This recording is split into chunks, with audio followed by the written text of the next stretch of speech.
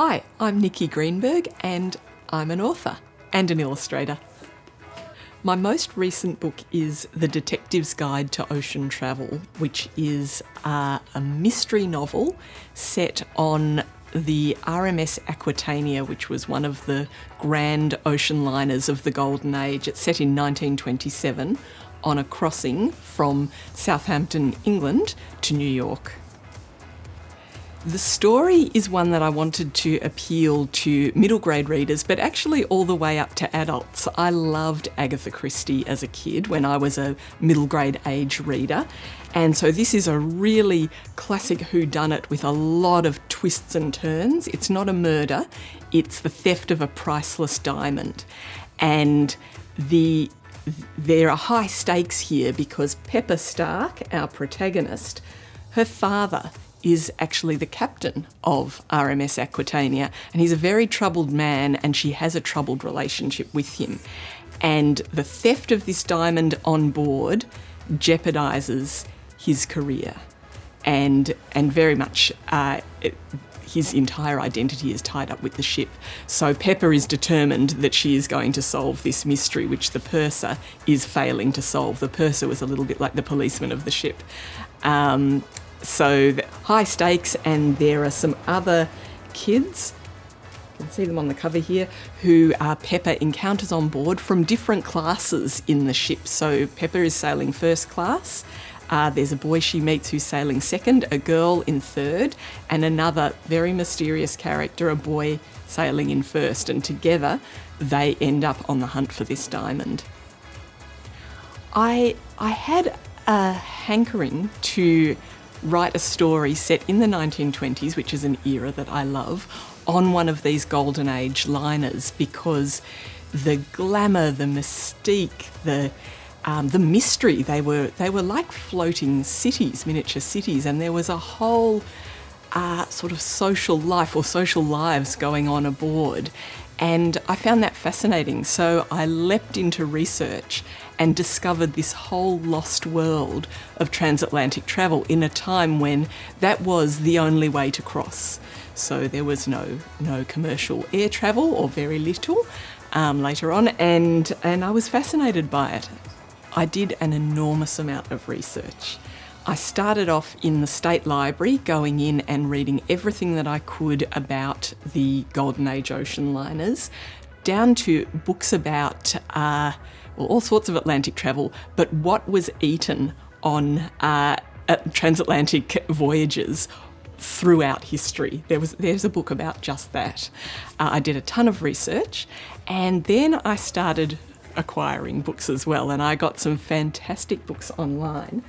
One of my favourites is this one here, The Frantic Atlantic by Basil Woon. This is a 1929 edition, and it has this wonderful message in the front, wishing someone a happy voyage and in between bouts of seasickness. So I really enjoyed reading texts from the time, contemporary texts like this one, that really gave you an insight into how people thought and what they were doing back in the 1920s. So I did loads of research, lots of visual research, because as this book suggests, the fabulous interiors of the great ocean liners, they were fabulous.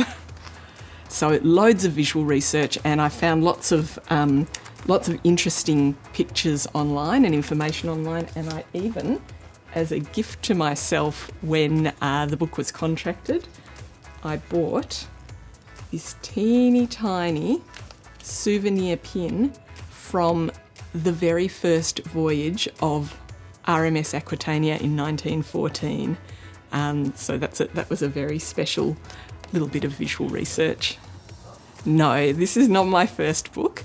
I've written and illustrated more than 30 books, and most of them are picture books, but also some middle grade fiction, junior fiction, one non-fiction book about squids and octopuses, and yes, so I've been quite prolific. Not all authors write and illustrate, but there are certainly plenty who do. I didn't do the illustration on this cover. This was done by the fabulous Sylvia Morris, and I'm just in awe of this wonderful work. But for my other books, I have done all of the writing and illustrating. And I love it. For picture books, I tend to write first and then get into the problem solving of how to illustrate. And it's always a really challenging process. That's one that I love, but a lot of work. So I tackle the writing first and then I illustrate. I think writing is a compulsion. I think that just as some of us are compelled to, try and win at sports, some of us are compelled to tell stories, and it's something I love doing. It's an urge, a compulsion. How you experienced 2020 and COVID and lockdowns seem to be very much about just the luck of circumstance, whether you were able to work, whether you had comfortable circumstances at home, whether you were healthy. There was just so much sheer luck involved, and I was very fortunate because I was deep in the middle of two projects which I could work on consistently. I was writing and doing the big structural edits and rewrites of the Detective's Guide to Ocean Travel, and I was also working on my new picture book, the very, very sparkly I'm Fabulous Crab, which has incredibly detailed illustrations that I could lose myself in for, days on end. So I was very fortunate. I had a lot of work to do. I was able to go outside and exercise, and I live with my gorgeous husband and kids, who I was quite happy to be in the house with. So I was very fortunate during COVID. I also roller skated a lot, which made me very happy. I write full-time, write and illustrate full-time. I used to work as a lawyer. And while I was working as a lawyer, and I did that full-time initially, I would write and illustrate and work on my books in the morning before work and on the weekends. And bit by bit, this was really when I was working mainly on large graphic novels, on my great big adaptation of The Great Gatsby and then Hamlet. And bit by bit, I became more part-time as a lawyer and devoted more time to writing and illustrating. And eventually, when we had our kids, I was home from work, and I found that even with very small children, I was actually still able to work, although obviously my time was limited.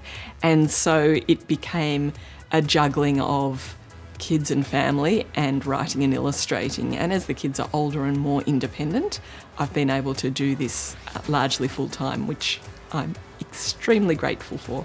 Standout read in 2020. Well, I'm going to cheat. I had a standout read in 2021. I've just read it. New release Tiger Daughter by Rebecca Lim, which is a middle grade fiction, absolutely stunning. I loved it. That was a book that my 11-year-old daughter also read. She would be at the younger end, I think, of the readership for this book. Very moving, very revealing, and one I highly recommend.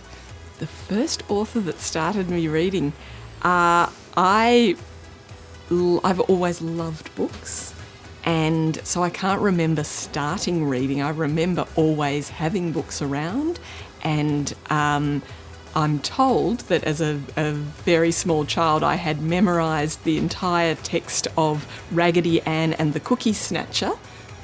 Spoiler, it was the dog, and would recite that sitting in my cot. And I then had the quite gorgeous experience of my elder daughter, who would do just the same with one of the Madeline books and could recite the entire thing while looking at the correct pages, and it was the most gorgeous thing to see.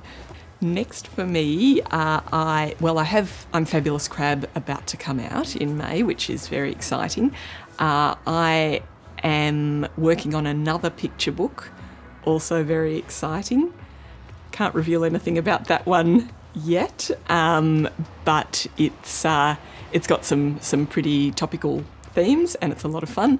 And I'm also feeling my way around another novel idea. Thank you so much for having me.